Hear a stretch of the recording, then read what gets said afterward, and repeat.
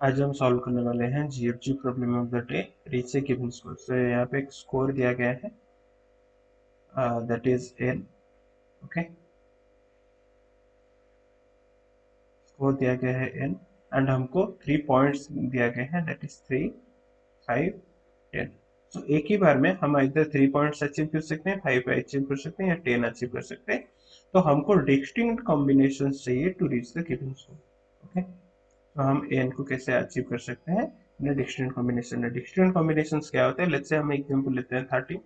तो 13 को हम कैसे अचीव कर सकते हैं, पहला 3, फिर 5, फिर 5, ये होता है 13।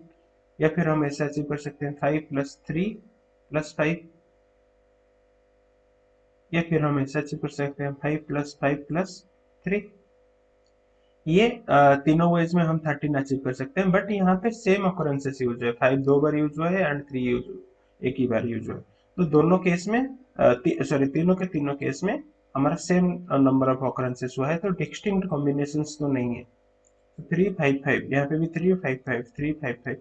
सो डिस्टिंक्ट कॉम्बिनेशन तो नहीं है, तो हम इसको कितने बार में काउंट में लेंगे, सारे के सारे केस को हम एक ही बार काउंट। ओके, सो 13 हमारा क्या आएगा, एक ही वे में रिप्रेजेंट हो पाएगा। ऐसा है हमारा मतलब रिक्वायरमेंट। तो अभी इसको सॉल्व कैसे करते हैं। ओके, अभी डिस्टिंक्ट कॉम्बिनेशंस को मतलब साइड में रखते हैं और देखते हैं कि हम जनरली हमारे पास अगर एन है एंड ये तीनों पॉइंट्स हमारे पास अचीवेबल है, तो हम इसको कैसे सॉल्व करते हैं।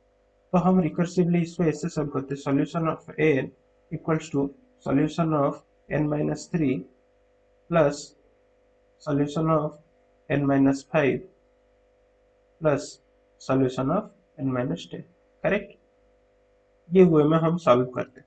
ओके, बट यहाँ पे डिस्टिंक्ट कॉम्बिनेशंस दिया गया है, तो इसका मतलब ये होता है कि हम ऐसा कोई एक रूल सेट करें ताकि हमारा same set of solution sorry same set solution हमारा दोबारा ना हो। तो हम इसको कैसे कर सकते हैं, यहाँ पे हमारा 13 के केस में हमारा जो सॉल्यूशन आया था 3, 5, 5, 5, 3 एंड 5, 5, 3। अगर हम एक रूल ऐसा सेट यूज करें कि हम नॉन डिक्रीजिंग ऑर्डर में हमेशा आगे बढ़ेंगे, तो हमेशा एक ही वैलिड सीक्वेंस होगा।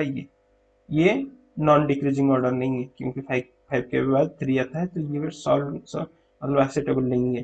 5, 5, 3 ये देखो इसके आगे डिक्रीजिंग ऑर्डर में आ गया, तो ये भी एक्सेप्टेबल नहीं है। तो हम अगर ऐसा एक रूल सेट करें कि हम नॉन डिक्रीजिंग ऑर्डर में जितना सोल्यूशन आएगा हम उसको कैलकुलेशन में लेंगे, तो हमारा एक ही हमेशा डिस्टिंक्ट कॉम्बिनेशन आएगा। क्योंकि हमारा एक लिस्ट ऑफ नंबर्स है, तो हम नॉन डिक्रीजिंग ऑर्डर में उसको अगर शॉर्ट करें तो एक ही कॉम्बिनेशन बनेगा। Correct, okay. तो हम क्या करेंगे यहाँ पे, तो ये प्रॉब्लम में हम अभी क्या मॉडिफाई करेंगे, यहाँ पे हम सॉल्यूशन ऑफ n-3 यूज कर रहे थे, और यहाँ पे हमेशा एक स्टेट क्या करेंगे कि लास्ट यूज पॉइंट क्या है, लास्ट यूज पॉइंट क्या है, लास्ट यूज पॉइंट क्या है। तो हमारा जब नेक्स्ट आइटरेशन होगा, तो हम आइदर वो सेम नंबर यूज करेंगे या फिर उससे ग्रेटर यूज करेंगे। So greater than equals to आगे यूज करेंगे, वो सेम चीज को हम दोबारा यूज नहीं करेंगे। करेक्ट, सो सिमिलरली यहाँ पे जब हमारा 13 आएगा, तो हमारा 3 पॉसिबल सॉल्यूशन क्या, सॉरी 2 पॉसिबल सॉल्यूशन नहीं, 3 है। सो यहाँ पे 3 यूज करेंगे तो हमारा बचेगा कितना, 10। 5 को यूज करेंगे तो हमारा बचेगा कितना, 8। 10 यूज करेंगे तो हमारा बचेगा कितना, 3। तो 3 यूज किए हैं तो दोबारा 3 यूज कर सकते हैं, बचेगा 7। 5 यूज कर सकते हैं तो बचेगा कितना, 5। 10 यूज करेंगे तो बचेगा 0। सो 0 0 है तो ये 1 रिटर्न करेगा। 5 है तो अभी हम 3 यूज करेंगे तो आगे जाके 2 होगा, 2 का सोल्यूशन नहीं है तो हम यहाँ पे 5 यूज करेंगे, तो ये हो जाएगा 0, तो ये रिटर्न कर देगा कितना, 1। ओके, अभी 7 को हम ना ही 3 और 5 का कॉम्बिनेशन, 3, 5, 10 का कॉम्बिनेशन में नहीं डाल सकते, तो वो रिटर्न कर देगा क्या, 0। तो यहाँ से 1 है, यहाँ से 1 है, तो ये हो गया कितना, 2 ऐसे।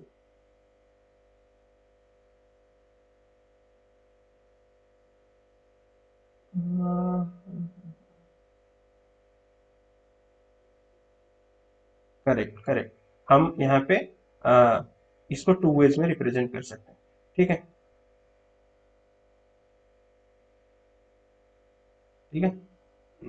अब 8 8 हम ऑलरेडी 5 यूज कर चुके हैं तो 5 ही यूज करना पड़ेगा। अभी बचेगा 3, 5 ऑलरेडी यूज कर चुके हैं, 3 और यूज नहीं कर सकते, तो ये रिटर्न करेगा कितना, 0, ठीक है ना। यहाँ पे ऑलरेडी 10 यूज कर चुके हैं और ये 3 है, 3 यूज नहीं कर सकते, तो ये रिटर्न करेगा कितना, 0। सो हमारा हम 13 को टू वेज में रिप्रेजेंट कर सकते हैं, कैसे, 3 प्लस 5 प्लस 5, ये है एक सोल्यूशन, और ये है कि 3 प्लस 10, ये एक सोल्यूशन है। एक्चुअली हमने पहले केस में मतलब इसको कंसिडर इग्नोर कर दिया था, तो ये एक्चुअली 13 को हम टू वेज में रिप्रेजेंट कर सकते हैं, ठीक है। तो हर बार हम लास्ट यूज्ड पॉइंट को हमेशा कंसिडरेशन में लेंगे, ठीक है। इसको हम आइटरेटिवली भी सॉल्व कर सकते हैं, ओके। अभी हम वो प्रॉब्लम को आइटरेटिवली सॉल्व करके, लेट्स से हमारा सैंपल केस 15 तक लेते हैं, ठीक है, एग्जांपल लेते हैं।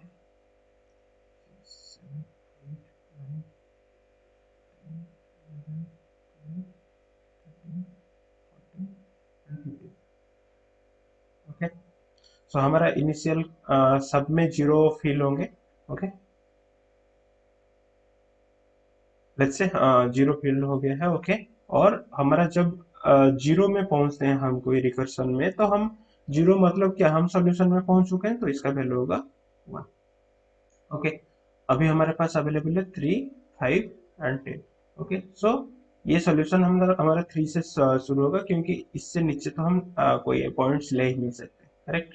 सो 3 का वैल्यू क्या होगा, DP of i minus 3 plus 1, sorry, DP of i minus 3 plus इसका वैल्यू, ये हो जाएगा 1।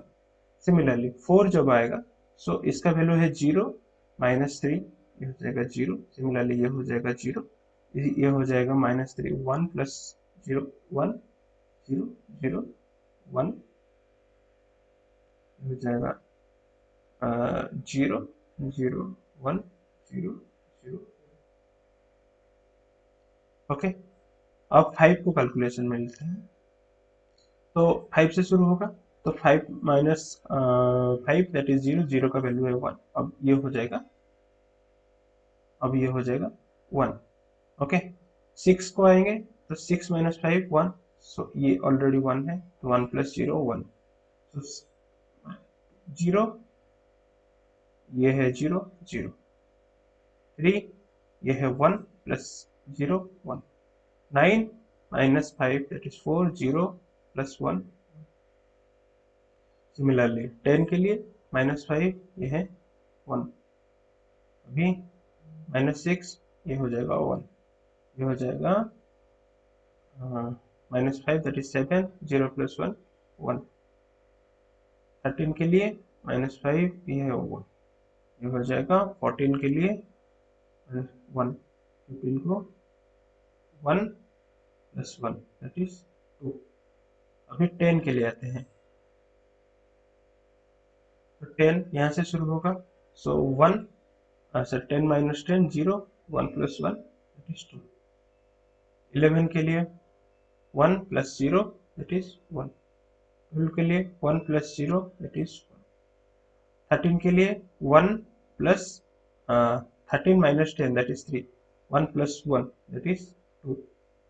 14 के लिए 4, सो 1 प्लस 0 दैट इज 1। 15 के लिए 5, सो 2 प्लस 1 दैट इज 3। ऐसा क्यों है, हम पहले 3 को क्यों ले रहे और 5 को उसके बाद 10 क्यों, क्योंकि हमने नॉन डिक्रीजिंग ऑर्डर में जाएंगे, तभी हमारा क्या है, वो हो जाएगा, ताकि हमारा डिस्टिंक्ट ऑकरेंसेस हमेशा इंटैक्ट रहे, ठीक है। और हम क्यों DP of i plus equals to DP of i minus current point that is 3 5 और 10, ये क्यों ले रहे, क्योंकि यही हमारा सॉल्यूशन है, मतलब हर एक आइटरेशन में plus DP of i minus 3 करेंगे, फिर नेक्स्ट आइटरेशन में DP of same i plus equals to i minus 5 करेंगे, फिर आई माइनस 10 करेंगे, और यही हमारा सॉल्यूशन है। क्या है? सॉल्यूशन ऑफ एन है solution of n minus 3 plus solution of n minus 5 plus solution of n minus 10। यही हमारा एक्चुअल सैंपल सॉल्यूशन है।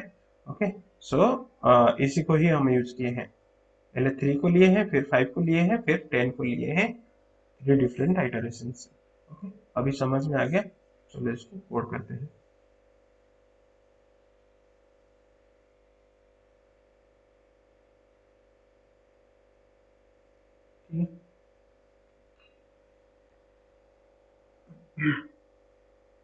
ओके, आइटरेटिव वे थोड़ा इजियर अप्रोच है, तो उसको फॉलो करते हैं। पहले हम एक अरे बना लेते हैं जो कि कंटेन करेगा initially 0 value for all n plus 1। ये 0 टू n तक लेगा, n प्लस 1 तक लेगा। ओके, एट इनिशियल स्टेट हम क्या करेंगे? अरे ऑफ 0, हम 0 तक पहुंच गए हैं तो उसका सॉल्यूशन है 1। ओके, नाउ हम आइटरेट करना शुरू करेंगे, और आई इन रेंज हमारा 3 से शुरू होगा, क्योंकि 3 से पहले जो है उसको हम किसी भी डिनोमिनेशन से हम उसको अचीव नहीं कर सकते। ठीक है, so array of I plus equals to array of I minus 3। अभी सेम चीज को हम 5 के लिए करेंगे, और इसका स्टार्टिंग पॉइंट होगा 5, एंड हम 10 के लिए भी करेंगे, इसका स्टार्टिंग पॉइंट क्या होगा? 10। ओके, अब हम रिटर्न कर देंगे array of -1।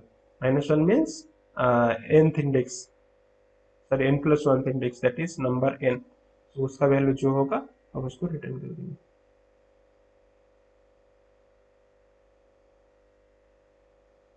ठीक है, R2 है, उसको सबमिट करते हैं।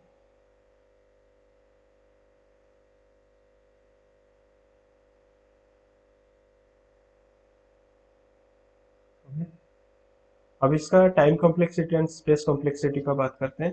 तो space complexity order of n है, क्योंकि हमने यहाँ पे आर लिया है, और टाइम कॉम्प्लेक्सिटी इसका ऑर्डर ऑफ n है plus order of n plus order of n, that is order of 3 है, that is similar, that is exactly order of n only.